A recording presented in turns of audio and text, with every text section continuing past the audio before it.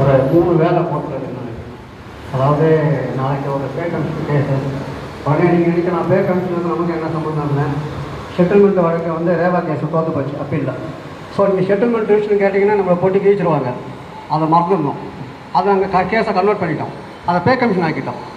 அது எப்படி pay commission ஆக்கணுன்றது அட்வொகேட்டுக்கு புரியல. கவுண்டரும் ஃபைல் பண்ணிக்கிறாங்க.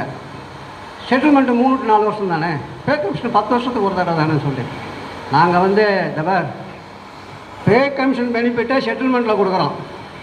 செட்டில்மெண்ட்டுன்ற பேரில் தான் கொடுக்குறோம்.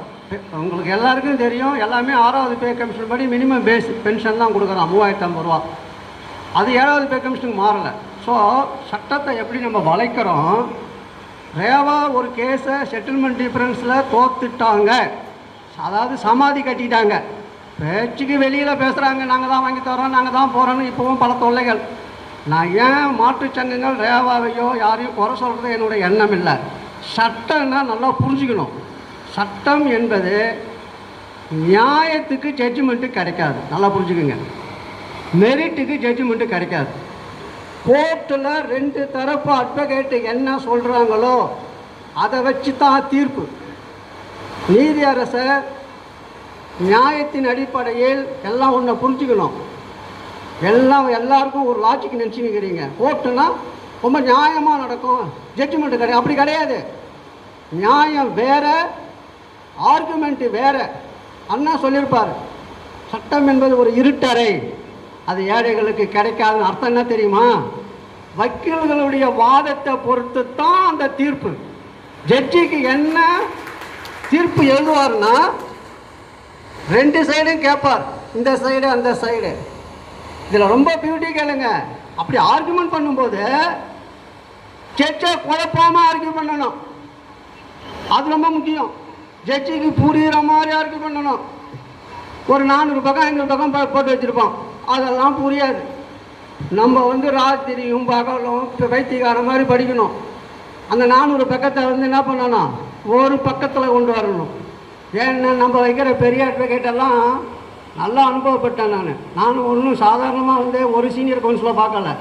அஜ்மல் அசோசியேட், அஜ்மேல், விஜயநாராயணன், என்ஜிஆர் பிரசாத், இப்போ சரவணன், தாட்சாயணி, டெல்லியில் கிரி, எல்லாரையும் கிட்டத்தட்ட லஜ்பதி ராய்.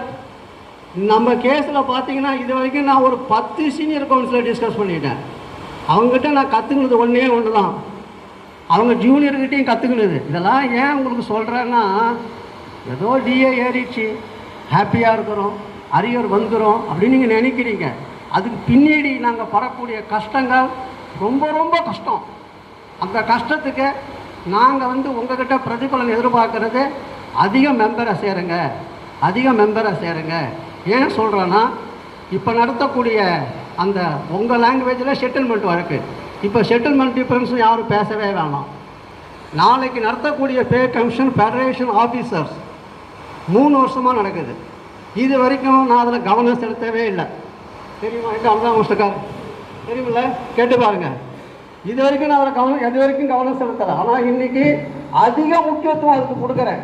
ஏன் நீங்கள் எல்லாம் நினைக்கலாம், ஒர்க்கருக்கு செட்டில்மெண்ட் கேஸ் நடத்தினா பே கமிஷன் நடத்துறியேன்னு. அப்படி கிடையாது, கதை மாறி போச்சு. செட்டில்மெண்ட் வழக்கில் ரேவா தோற்றதால் பெஞ்சு 2 நீதி அரசர், அதுக்கு அவங்க என்ன பண்ணுறாங்க, இப்போது ரிவ்யூ பெட்டிஷன் போடுறாங்களாம். ஒழுங்காக ஆர்கியூ பண்ணாமல் தோற்றுக்கிட்டு ரிவ்யூ போட்டு என்ன பண்ண போகிற? ரிவ்யூ பெட்டிஷனில் என்ன சொல்லுவாங்க தெரியுமா? நீ ஆர்குமெண்ட்டில் எல்லாம் சொல்லி அதை நீதி அரசர் கவனிக்காமல் இருந்தால், ஏதாவது டைப்பிங் எரர் இருந்தால் தான் பார்ப்பாங்க. அது மெரிட்லேயே தோற்று போச்சு. செட்டில்மெண்ட் வழக்கு மெரிட்டில் தோற்று போச்சு. இங்கே இப்போ நம்ம 2 கேட்டகரி இருக்கும், ஒன்று பே கமிஷன் கேட்டகரி, இன்னொன்று அதாவது செட்டில்மெண்ட் கேட்டகரி. இப்போவும் தயவுசெய்து சொல்கிறேன், எல்லாம் ஒன்று புரிஞ்சுக்கிங்க. இனி நம்ம 2 கேட்டகரி கிடையாது, ஒரே கேட்டகரி தான், பென்ஷனர். இதை நாளைக்கு வரக்கூடிய வழக்கில் திங்கட்கிழமை நம்மளுடைய வழக்கு வந்து 2W கேஸ் ஒன்று முன்னெடுத்துக்கிறோம். நம்ம ரேவா தோற்ற உடனே நம்ம வேற ஒரு வழக்கு எடுத்துட்டோம். செட்டில்மெண்ட் டிஃபரன்ஸும் தோற்றா நமக்கு கதை நடக்காது, இதெல்லாம் ஃபெயிலியர் ஆகிடும். ஸோ நான் ரூலை வச்சுக்கிட்டேன். ரூலில் என்ன சொல்லுது, அரசு ஊழியர்களுக்கு இணையான பென்ஷன், அந்த கேஸை முன் நடத்துகிறோம். நீங்கள் நம்ப மாட்டீங்க, அந்த வழக்கு பதிவு பண்ணி 3 மாதத்தில் அரசுகிட்ட கவுண்டர் வாங்கிட்டோம். நேற்று ரீஜெண்டர் ஃபைல் பண்ணிட்டோம். அதுக்கு என்ன அர்த்தம்னா, நம்ம என்ன சொல்லணுமோ, சொல்ல வேண்டியதை எப்படி சொல்லணுமோ அதை சொல்லிடணும். சொல்லலைன்னா அவுட்டு. எப்பயுமே கோர்ட்டில் வந்து பல ஸ்டெப்பு உண்டு. ரிட் கோர்ட்டுன்னு சொல்லுவாங்க, அப்புறம் அப்பீல் கோர்ட்டுன்னு சொல்லுவாங்க, அப்புறம் சுப்ரீம் கோர்ட்டுன்னு சொல்லுவாங்க. அந்த ரிட் கோர்ட் இருக்குது இல்லையா, முதல் ஆர்குமெண்ட் அதுதான் ஸ்ட்ராங்காக இருக்கணும். ரிட் கோர்ட்டில் சொல்லாத எதையும் அப்பீல் கோர்ட்டில் சொல்லக்கூடாது. நல்லா புரிஞ்சுக்கங்க. நம்ம இப்படித்தான் மிக சிறப்பாக ரிட் கோர்ட்டு நடத்தணும். அப்பீல் டிஸ்மிஸ் பண்ணோம், சுப்ரீம் கோர்ட் டிஸ்மிஸ் பண்ணோம், கவர்மெண்ட் அப்பீல் டிஸ்மிஸ் பண்ணோம். அதுக்கப்புறம் தானாகவே ரிவ்யூ, சுப்ரீம் கோர்ட்டு டிஸ்மிஸ் ஆச்சு, கியூரிட்டி டிஸ்மிஸ் ஆச்சு, டிஏ ஃபுல்லாக கிடைச்சிது. இதுதான் கிடைச்ச வரலாறு. எல்லாத்துக்கும் பேஸ் எங்கே? Writ court. ஒழுங்காக நடத்தணும், நடத்தலைன்னா அவுட்டு. இது நமக்கு கிடைச்ச அனுபவம்.